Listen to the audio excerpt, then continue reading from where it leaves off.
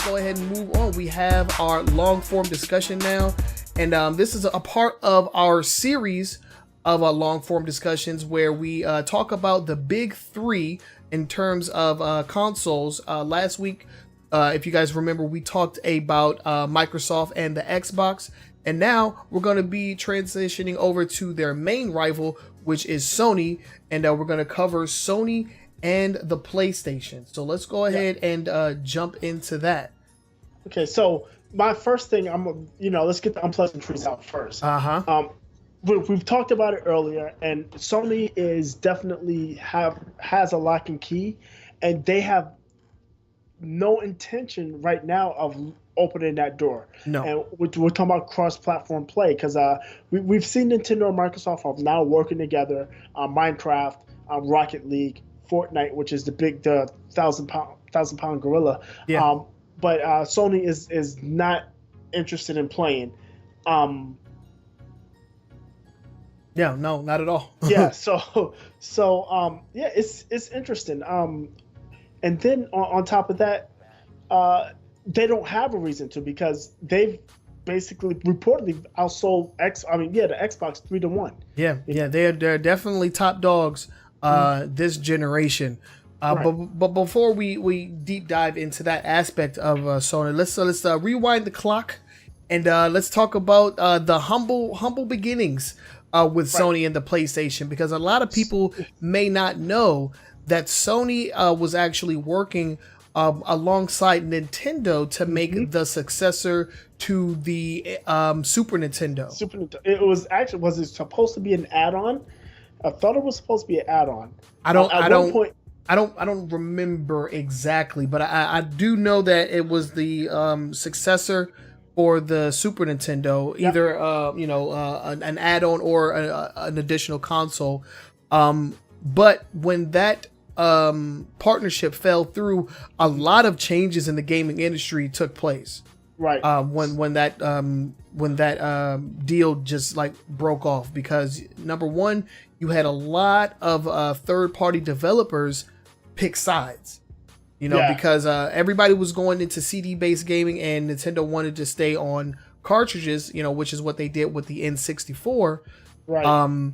But Sony, they came into the game swinging. The Sony PlayStation was definitely not something that you could, just walk off. It's like it wasn't like your standard console. I mean, I traditionally was a Sega fanboy, so during that time I had the N64, and I had previously the Sega Dreamcast. Yeah. So man, when Sony came out and they were coming out with these freaking games, and they were bright and colorful, and they were in your face, and they had games that were like dark and gritty, and I was like, man, like it really made me feel like, okay, these are like games for kids, and then these are like games for like teens and young adults. Right. They had the Tekkens, they had the Medieval, they had they had Crash Bandicoot. And as a platform junkie, I was so jealous that I could not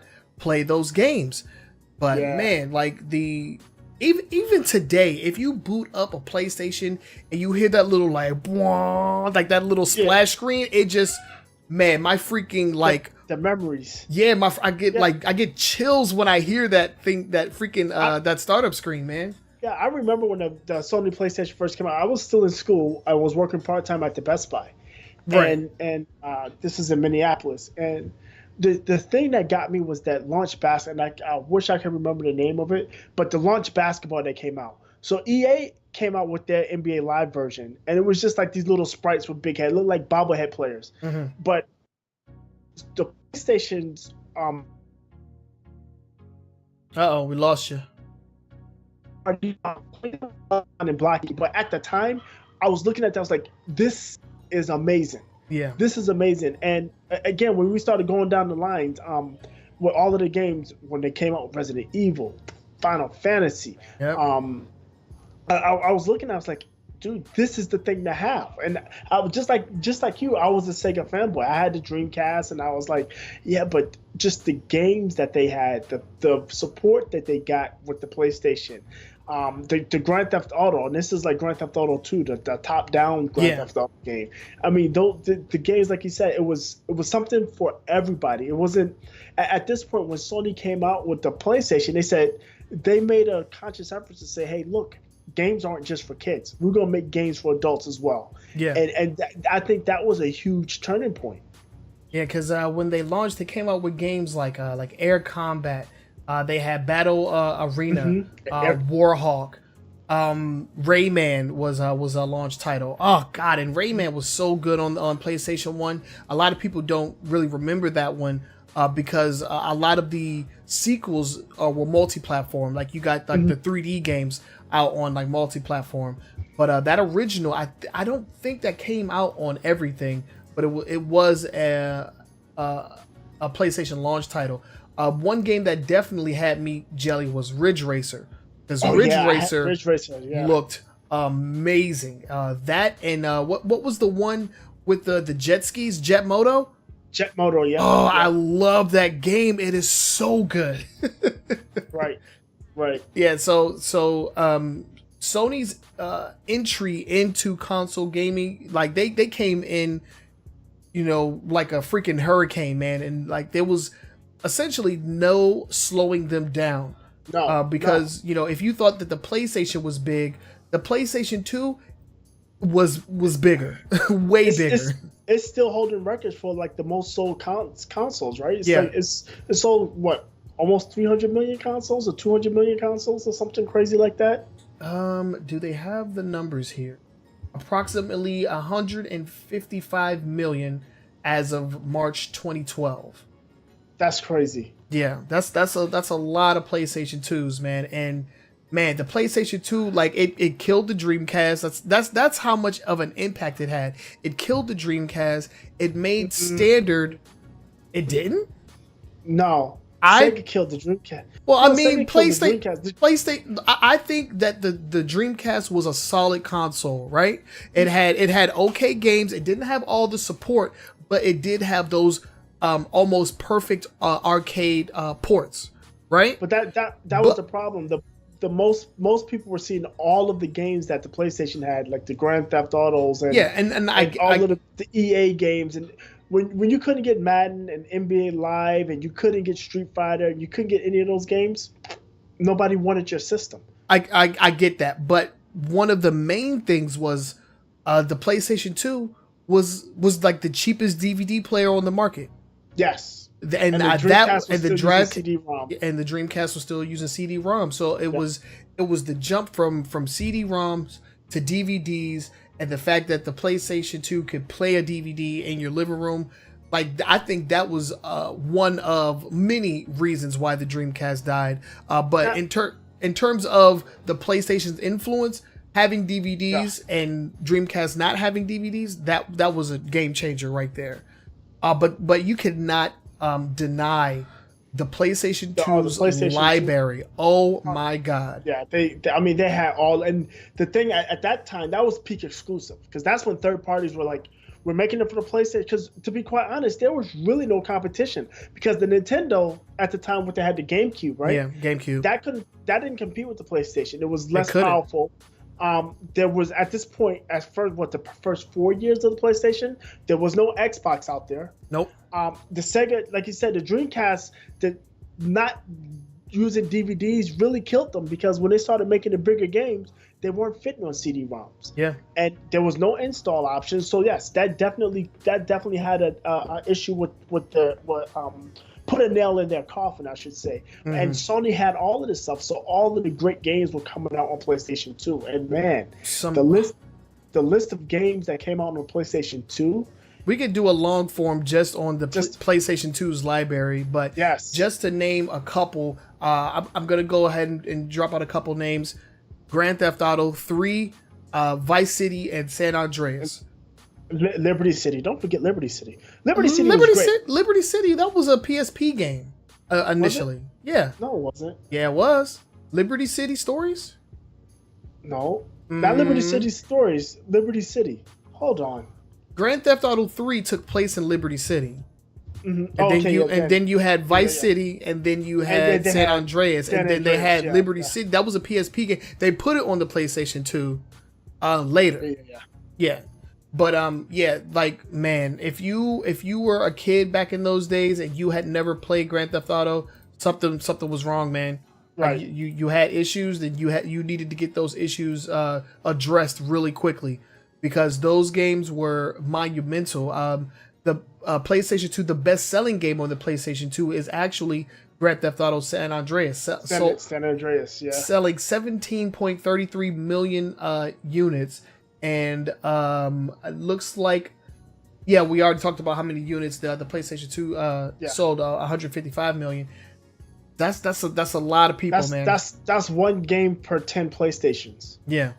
That's crazy. When 10%, basically 10% of the user base bought one game. I mean, that's significant. And like I said, the PlayStation 2's library is probably one of the best console libraries ever. I don't see anything out there that was much better. I mean, you can maybe argue the PlayStation 4, but the problem with the PlayStation 4, yes, they have great single player, exclusives, but the thing with the PlayStation 2 is most of the games, even if third-party games, either you played on the PlayStation 2 or you didn't play it at all. You did not play it at all, man. And it took a while for some of those games to get off of PlayStation exclusivity. Games like Devil May Cry, games like Grand Theft Auto. Final Fantasy. It would be Kingdom Hearts. It would be a long time before you could play those games anywhere else. Ratchet and Clank, God of War. I mean, man, we could go on and on, but like the Resident Evil series. Resident Evil, we would get some on the GameCube, but RE4, Resident Evil 4, I think came out on the PlayStation 2 first, and it blew people away, man. Right. So I mean, the Sony had a monster with the PlayStation 2, and then they took a step back. Definitely. With the PlayStation 3. Yes, definitely took a step in the opposite direction. Had a couple of missteps in terms of it. First of all, the price tag. Oh my God, when they announced it and they announced that price, I was like, nope, I'm not buying that. What killed me was like when, and I forgot who was that got on stage, but he's like, yeah, PlayStation fans are going to want to get a second job to get the PlayStation 3. It's like, wait, what? I was like, what? I ain't getting no second job for nobody, especially not to buy no PlayStation 3. They definitely took a major hit. I mean, a lot of what the PlayStation 3 was trying to do just fell flat. You know, they launched the PlayStation 3 with the 6-axis controller instead of a successor to the DualShock 2. The DualShock 3 would eventually be released, but man, there was a lot of problems with that 6-axis controller. It didn't even have rumble, did it? I don't remember. Full disclaimer, my first PlayStation console that I purchased myself was the PlayStation 4. So I can't say for certain, but I know that there was a lot of issues with the 6-axis. I know there was a lot of games that were tailored toward the 6-axis controller and returning and all that, and it just didn't work right. Those games didn't sell. But in terms of its impact during this generation, it was definitely overshadowed by the Xbox 360 at this point in time. Yeah, the original. I'm sorry to cut you off, but the original 6-axis did not have rumble. Yeah, they took it out because of the motion sensing. Right. Yeah, they took out rumble and added motion sensor, and it didn't work properly.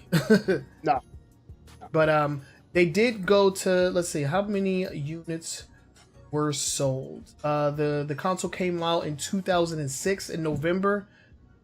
How many were sold? I'm looking. 80 million as of 2013. Yeah, and a lot of those were sold later on. Once they started doing the price drops. The problem with the Sony PlayStation 3 when they first announced it is they loaded it with a ton of tech that nobody really wanted. They had the Blu-ray player, which they had a fully functioning PS2 emulator. Yeah, that's what I was going to say. No, they put the emotion chip in there. They had the full chip. It was hardware. Oh yeah, it wasn't even an emulator. That's right. Yeah, you could just put a PlayStation. I think it was 2 and 1 games. I don't know for certain. I don't remember, but I know it was hardware emulation. It was basically they built the PlayStation 3 and they stuck a PlayStation 2 inside of it, so they can have backwards compatibility. They had like memory card readers. They had dual LAN ports. They had so many USB ports. Yeah, they had all of this tech that was a little bit too much. I can understand the hardware emulation because it was really hard for them to do software emulation because it was basically different architecture. They were running off a PowerPC architecture.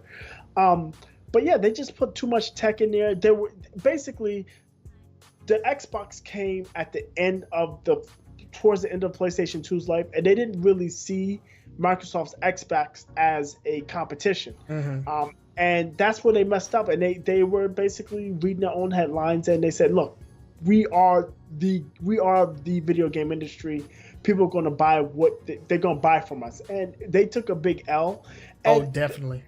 The thing is, they didn't necessarily lose much. They lost some market share, but what they did is they allowed Microsoft to gain a foothold in the gaming industry. We saw during the PlayStation 3 life cycle, during the PlayStation 3 Xbox 360 life cycle, that you started seeing traditional exclusive PlayStation third-party titles move over.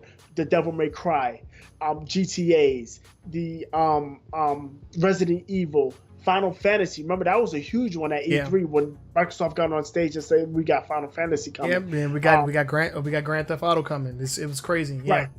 Yeah, so I mean, that's when they started losing that foothold, and that's where we have the 1-2 right now. Because like any time you can have a fiasco that was the Red Ring of Death with Xbox, and they're not just completely shut down, you have to be doing something wrong, man. Right. Because like any if that would have happened this generation, the Xbox might as well just close up shop. Because there's just way too many good games on PlayStation 4 for Xbox to be a complete and utter failure. And we lost Boogie for a second. Are you here? You back? You back with us?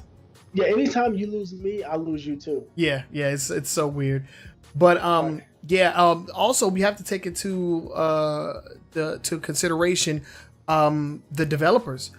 Developing on PlayStation 3 was according to sources, was a lot harder on PlayStation 3 than it was on Xbox 360. So you had a lot of games that were ported to the PS3, and if you've ever played Skyrim before, you know that the PS3 version of Skyrim is an absolute mess. The PS3 version of Bayonetta is an absolute mess. And a lot of studios, they just weren't with the PlayStation 3 as a whole.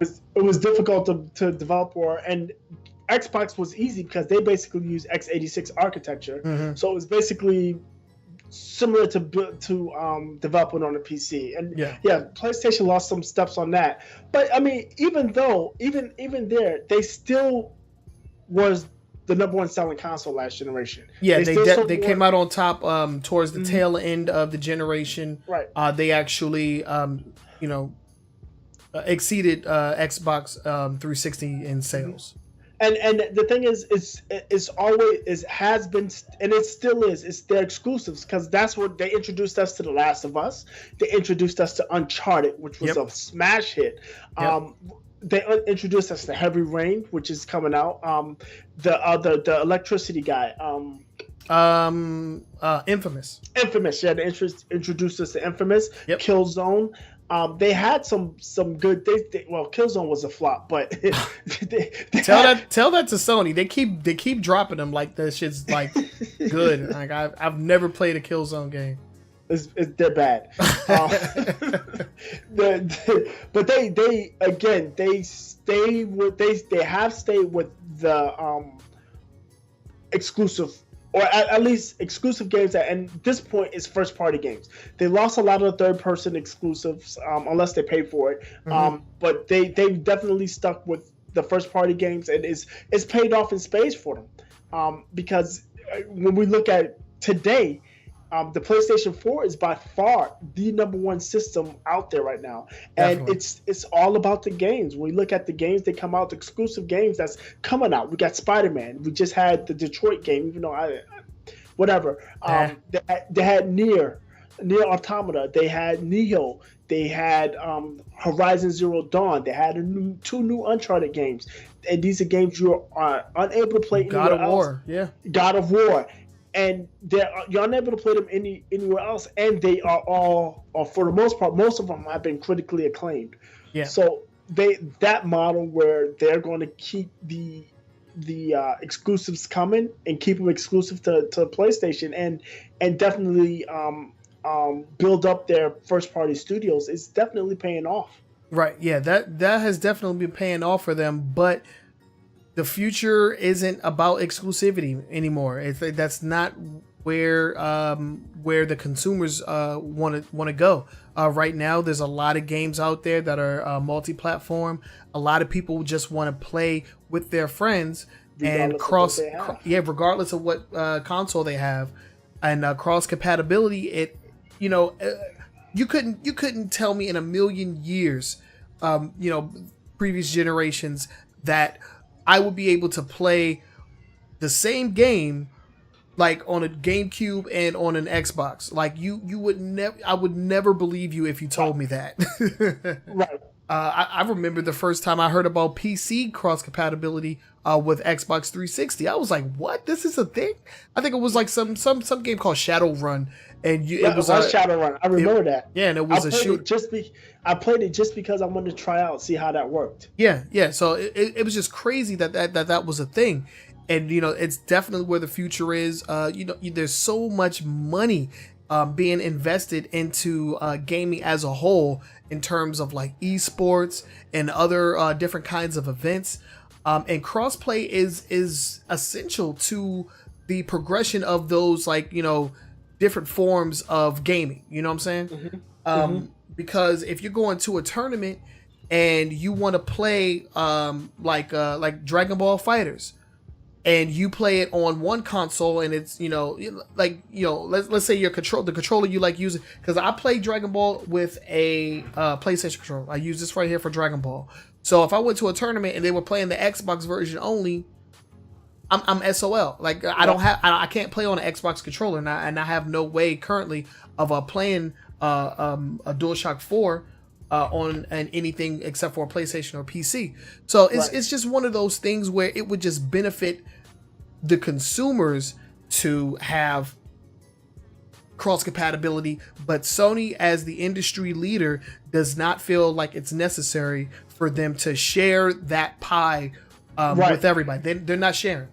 Right. They want to hold on to their position. They don't have a reason to, and it's true. Right now, they don't have a reason to. And to be fair, there's only a handful of games right now that are cross. We talked about Fortnite. There's Rocket League. There's Minecraft that just went live. We talked about, I think, that last week. Yeah. And there's a few other games that are cross compatible, and there's nothing out there that's really compelling Sony to say, I'm going to. We're going to do this because we're losing out. But there's going to be a point where they're going to lose out, and that's when they're going to have to make a move. And the question is, are they going to do it before or after? Are they going to be on time to the party, or they're going to be late? Because if they're late to the party, they're going to lose out. Right. And it looks like, and like we've said this before, the Nintendo Switch is a secondary system. This Fortnite issue has always been an issue. The problem was people played on PlayStation. They didn't play on Xbox. They either played on PlayStation and PC or Xbox and PC. Yeah.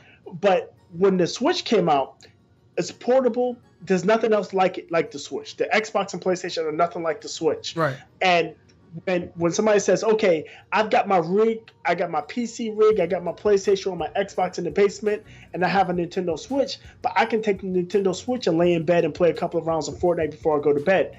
And when they try to sign on with their PlayStation account and they couldn't, that's a huge uproar. Right. And it seems to me, I said this early in the show when we talked about the statement Sony made. It seems to me is that Sony is trying to wait out the storm. But when you look at Fortnite and they're pumping in a prize season, a professional season of Fortnite, where they will give $100 million worth of prizes away. Oof. That game is not going to go. It's not going to go away. No. And if people, at this point now, they're going to want to practice, right? And if they can't practice. They don't want to practice as much as possible. So if they can't they can take their Switch with them, get an LTE hotspot and be on the bus, be at school, be wherever they want and practice on a console. And if they can't keep their information, their data that they have on the PlayStation with them, it's going to cause them problems. It's going to slowly start chipping away at their armor Sony has built up. And the number of exclusives aren't going to save them. And right. Speaking of exclusives, E3 this year, Sony didn't show us anything. They showed a couple games. Ghost of Tsushima, whatever. That was a pretty good one. They didn't show us anything really new. They showed us like a handful of games. Yeah. But nothing really new. And they also mentioned that they were going to the PlayStation 4 was coming to its end of life. Yeah. I don't know, man. So I don't know where they're gonna go going forward, but yeah, because they tried the modular upgrade and it was a complete and utter flop. If you ask me, the PlayStation Pro is definitely an underwhelming advancement in the PlayStation 4 lifespan, especially when you compare to the Xbox One S and the Xbox One X. I would 100% agree because I have all three, right? I have the S, I have the X, and I also have a Pro, right? That's my only PlayStation is the 4 Pro. Right. And the first problem with the 4 Pro is that it doesn't have a 4K Blu-ray player. How can you be a 4K machine? You don't have a 4K Blu-ray player. The One S, the one that's not a 4K gaming machine, the One S has a 4K Blu-ray player, and it does up conversion to 4K. It does it okay. It's not the greatest, but it looks good. Yeah. It's passable, I should say. Right. And then the One X basically it runs laps around the PlayStation 4 Pro as far as power goes. The PlayStation 4 Pro hasn't rendered one single game in native 4K resolution, where Xbox has a handful. Now, so many of them, I think there's only one that's 4K resolution and 60 frames per second, but most of them you can do 4K resolution and 30 frames, or you can do what they call 2K, which is the 1440, and it'll run at 60 frames. Yeah. Whereas Sony, it's no chance right now, and I think that's a disappointment. I think that's one of the reasons why Sony might be accelerating their next generation, because I think they may be a little embarrassed and a little upset that their system is underpowered. Yeah, the way it is. Because that modular upgrade was definitely underwhelming. There's nothing pro about that at all. No, not at all. Not at all. It's to say I'm disappointed. I can't say I'm disappointed because I needed a PlayStation, and I didn't have one, and now I have one. When I played Horizon Zero Dawn, it still looked beautiful and it played smooth. It's just I've compared now. I've been able to compare a couple of games now since the One X has come out and both systems a little bit older. And yeah, Xbox One X does better. There's a lot of pop-ins I've noticed with the PlayStation Pro that I don't get on the Xbox. So there's issues there, but beyond that, I think Sony is still in the position of power. It's theirs to lose. Yeah, it's theirs. They definitely have a lot more to lose, and it looks like everybody else on outside of Sony, Microsoft, Nintendo, and even like Atari and television have a lot more to gain because they are including these extra features that Sony is not willing to engage in.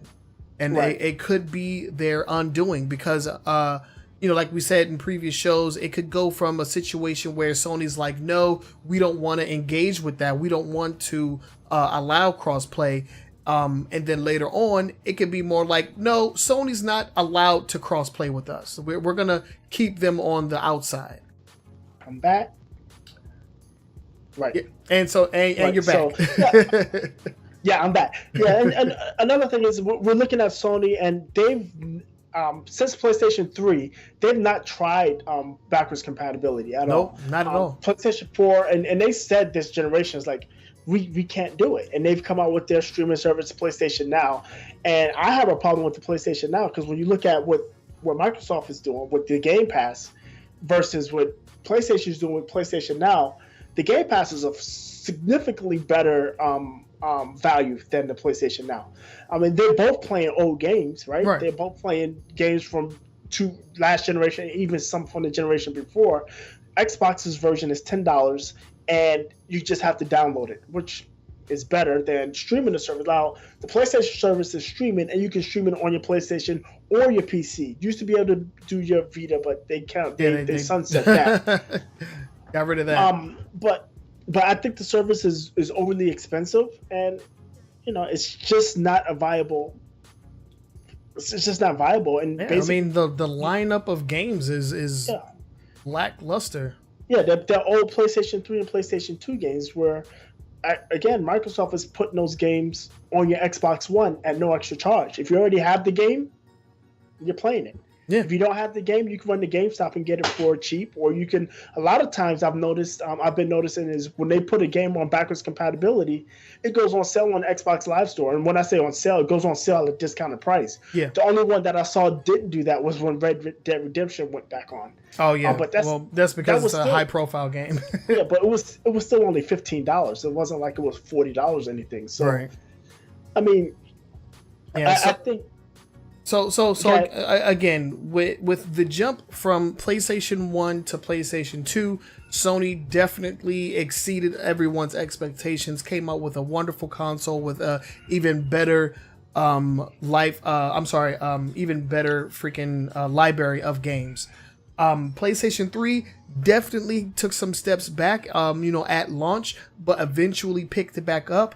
And then with PlayStation 4, they would have blown it out of the park.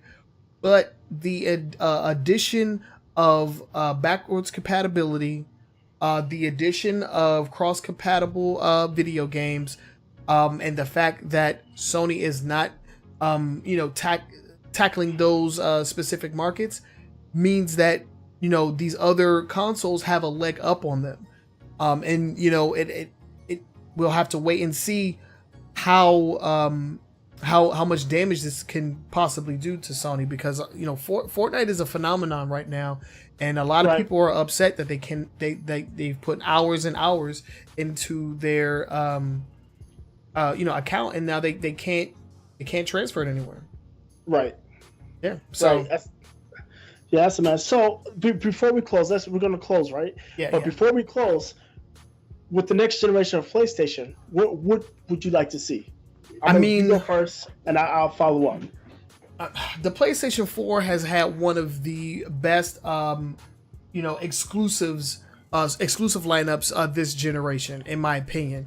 I think if they were to come out with a new console and you could not play Horizon Zero Dawn on it, you couldn't play, the latest God of War, that would be, that'd be bad. That'd be a bad thing. If I had to, hang on to this console in order to play those games again, that would be problematic. So I think backwards compatibility is definitely going to have to be something that they strive for, essentially because Xbox is going all in with backwards compatibility. I mean, and they're even upscaling original Xbox games. They're upscaling those to 4K resolutions. It's pretty remarkable what they're trying to achieve there. And we're gonna wait until Boogie resets here. Yeah, you with us, Boogie? Oh, Skype, you are the worst. There we go. So you were saying it's pretty, and I'm assuming radical, right? Yeah, pretty radical. Yeah. So yeah, and but backwards compatibility is definitely going to have to be a must, in my opinion. At least with PlayStation 4 games. I mean, at the very least, it should be able to play PlayStation 4 games, right? And crossplay. I mean, I think those are the only two things that they're missing out on right now. Yeah, I agree with both of those things. They absolutely 100% have to have backwards compatibility. If they don't have backwards compatibility when the PlayStation 5 comes out, the next iteration, whatever they call it, it's going to be it's a failure out of the box. Yeah. Crossplay is something they should have now. Going down the line, if they have crossplay or not, I honestly, it doesn't really matter to me at this point, because what'll happen is I'll just play on something that does have crossplay. Yeah, and that's going to cost them. I think they need to continue on with their exclusives. Oh, we lost them. Skype is the worst. Okay, I waited. Yeah. So I think they need to continue on with the exclusive list, the exclusive games. They have to continue with the exclusive games. But I think one thing that they need not to do with the PlayStation 5 is not overpromise and underdeliver. I think they did that with the PlayStation 4 Pro. Is they promise big things with it, and it's just medium things. It's not. Yeah. It's not a bad system. It's a very, very good system. It looks better than the PlayStation 4, much better than PlayStation 3, better than the OG Xbox One, better than the One S. But it's just not on par with what they said it can do. There's really no 4K gaming. Yeah. They just basically added more memory to a PlayStation 4 and said it's a better system. It's really not. So those are the things that I definitely want to see. Backwards compatibility, and just, don't promise me the moon and give me the top of a tree. Yeah. Yeah. Yeah. I can agree with that. I mean, I feel like the PlayStation would be able to survive on its exclusives alone. Mm-hmm. It's the additional features that are gonna hold them back in the long run, in my opinion. And another thing, one thing that I hate them paying for console exclusives, and not game exclusive. If you pay and say, I'm going to get a console exclusive game like Spider-Man, or a timed exclusive game like Tomb Raider. Tomb Raider was, that's fine. I'm okay with that. What I don't like is exclusive content where Destiny 2, where you get a certain weapon and a certain level that other systems can't get. I think that makes me, every time I've seen that in a game, I bought the game on the other system just because I don't want to support that model. I will not support. I hate that model. It's very scummy. It's detrimental. Yeah, that's super scummy right there. When I think it was like Activision came out and said like, oh yeah, PlayStation gets like advanced stuff in Call of Duty now. Didn't feel good. But Microsoft had it first, so can't really complain about it too much. Right. But I remember Arkham Asylum. I don't know if it was the first or the second game, but one of the Arkham games, only on PlayStation, you could play with the Joker. That shit made me mad. Yeah. I don't like that. The only time I would let something like that pass is the way Soul Calibur did it. Is when they did. Oh yeah. When they had just like a console exclusive mascots essentially playing as characters. That's one thing. But to say we're going to get a weapon and an armor set on PlayStation, you can't get it anywhere else. I think that's Bush League. Yeah, and there's no reason for you to do that. I mean, you're the industry leader. You've been making your bones on your exclusive games. If that gun is on Xbox, that's not going to make somebody buy an Xbox over a PlayStation. What's going to make them buy an Xbox over a PlayStation is if the new Halo. What's going to make them buy a PlayStation over an Xbox is the new Spider-Man or the new Horizon, because that's what made me buy the system. Spider-Man and Horizon Zero Dawn. Right. At that point, I didn't have a PlayStation, but I don't like. They need to cut that out. Yeah, I agree with that.